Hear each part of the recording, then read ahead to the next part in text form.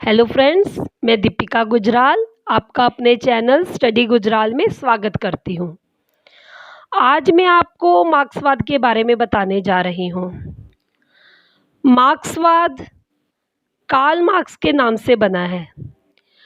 Karl Marx जो कि German दार्शनिक थे, उनके विचारों को मार्क्सवाद का नाम दिया गया है। कार्ल मार्क्स का जन्म 1818 ईस्वी में हुआ और उनकी मृत्यु 1883 ईस्वी में हो गई। कार्ल मार्क्स जर्मन दार्शनिक राजनीतिक विचारधारा के व्यक्ति थे। इनकी सोच, इनके विचारों को मार्क्सवाद कहा जाता है। असल में इनकी सोच कुछ अलग सी ही थी।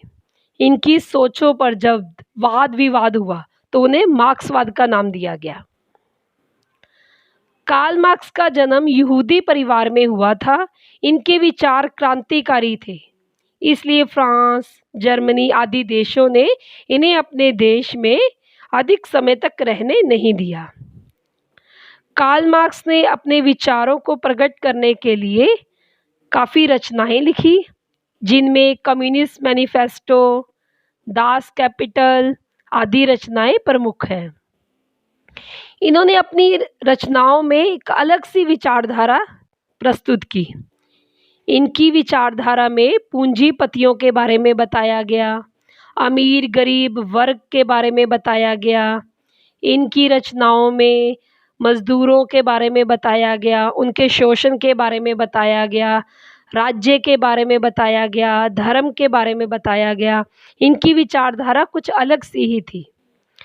कार्ल मार्क्स अपने विश्व के पुराने इतिहास को सोचते हुए कहते हैं कि जब विश्व में नया समाज बना था तब सभी मनुष्य बराबर थे।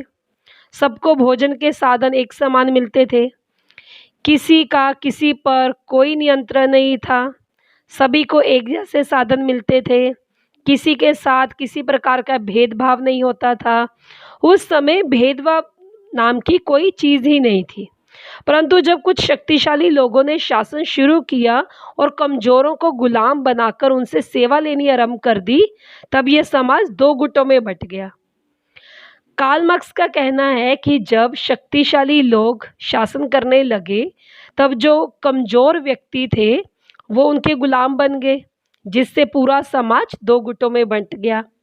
वे दो गुटों को अमीर गरीब, पूंजीपति पूंजीहीन, मालिक नौकर आदि का नाम देते हैं।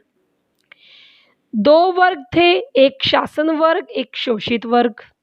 जिस वर्ग का उत्पादन के साधनों पर पूरा नियंत्रण होता था, पूरा कंट्रोल होता था, जिनके पास उत्पादन के साधन होते थे, यानी जिसके पास पूंजी होती थी, वह शासन करता था। और जिसके पास उत्पादन के साधन नहीं होते थे, जिसके पास पूंजी नहीं होती थी, वह केवल अपना श्रम ही दे सकता था, वो शोषित वर्ग था।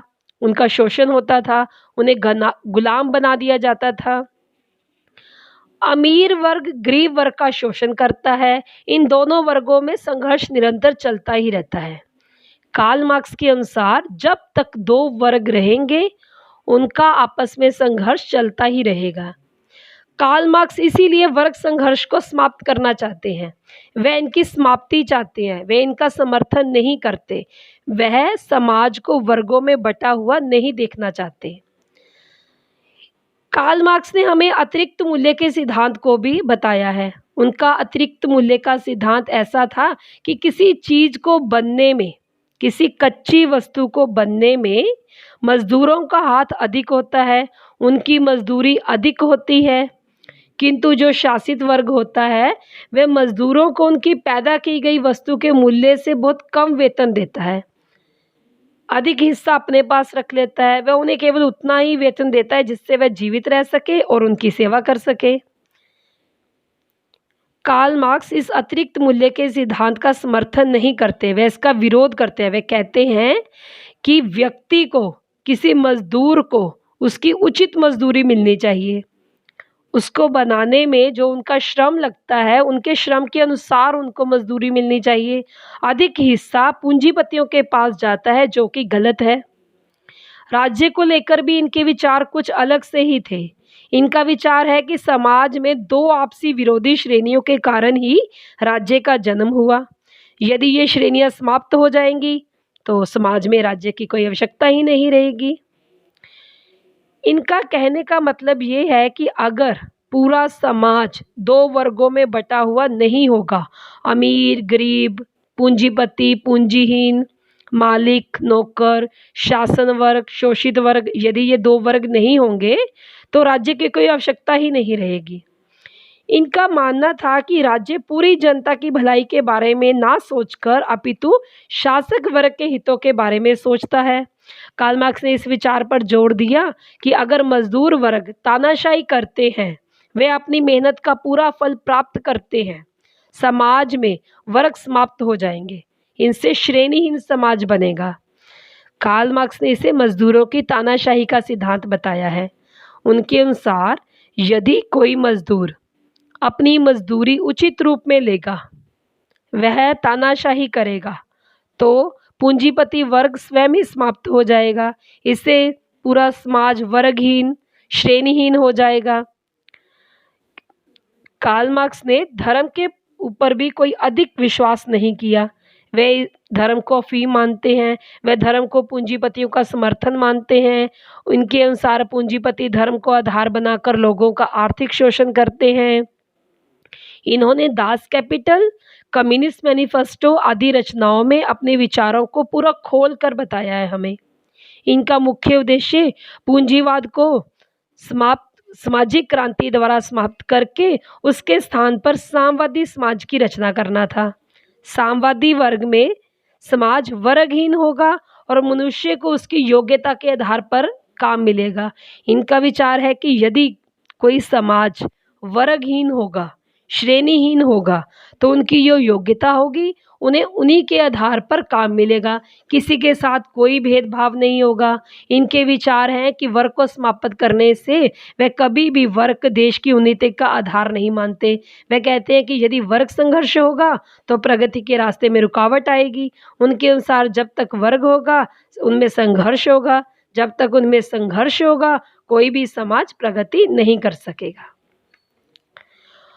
उन्होंने हमें धर्म के बारे में बताया, राज्य के बारे में बताया, हमें भौतिक द्वंद्ववाद का सिद्धांत दिया, हमें अतिरिक्त मूल्य का सिद्धांत दिया, वर्ग संघर्ष का सिद्धांत बताया। इस सब को बताने में उन्होंने जो रुचि प्रकट की, जो कहा, उनका कहने का अर्थ ये था कि समाज वर्गहीन हो जाए, समाज में श्रेणीहीन हो जाए, समाज में किसी प्रकार का कोई भेदभाव ना रहे। परंतु इनके कुछ आलोचक भी थे, इनके विचारों की आलोचना भी की गई है। यह कहा गया है कि कार्ल मार्क्स आर्थिक तत्वों पर अधिक बल देते हैं, जो कि गलत है। ये अतिरिक्त मूल्य के सिद्धांत को उचित नहीं मानते। कार्ल मार्क्स ने धर्म को निमन बताया है, परंतु वह उचित नहीं है। धर्म संगठित करने का कार्य भी करता है। धर्म पवित्रता की भावना रखता है। धर्म एकता की भावना लाता है। धर्म व्यक्ति को पवित्र बनाता है, एक सूत्र में बांधता है। इसीलिए धर्म को कभी भी निम्न नहीं समझना चाहिए, धर्म को अफीम नहीं समझना चाहिए। इनके राज्य के विचारों पर भी आलोचकों का कहना है कि राज्य के बिना विश्व की कल्पना भी नहीं की जा सकती। राज्य का होना आवश्यक है। राज्य एक ऐसी वस्तु है जिससे पूरे समाज में अराजकता नहीं होगी, पूरे समाज में शांति होगी, इसलिए राज्य का होना आवश्यक है। कार्ल मार्क्स ने मजदूरों की तानाशाही की बात की थी, जबकि आलोचकों का मानना है कि मजदूरों की तानाशाही खतरनाक है। वह मजदूरों को तानाशाही होने से रोकते हैं, जबकि तानाशाही हर रूप में गलत है।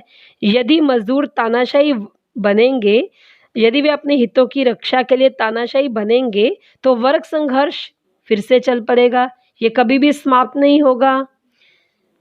उन्होंने जो अतिरिक्त मूल्य का सिद्धांत दिया, आलोचकों ने उसे भी त्रुटिपूर्ण बताया। फ्रेंड्स, अगर आपको मार्क्सवाद से रिलेटेड कोई भी प्रॉब्लम है, कोई भी डाउट है, तो आप मुझसे कहिए, मैं आपके डाउट क्लियर करने की कोशिश करूंगी। और अगर ये वीडियो आपको यूज़फुल लगी हो तो आप मेरी वीडियो को लाइक कीजिए, आप मेरी वीडियो को सब्सक्राइब कीजिए। Thank you.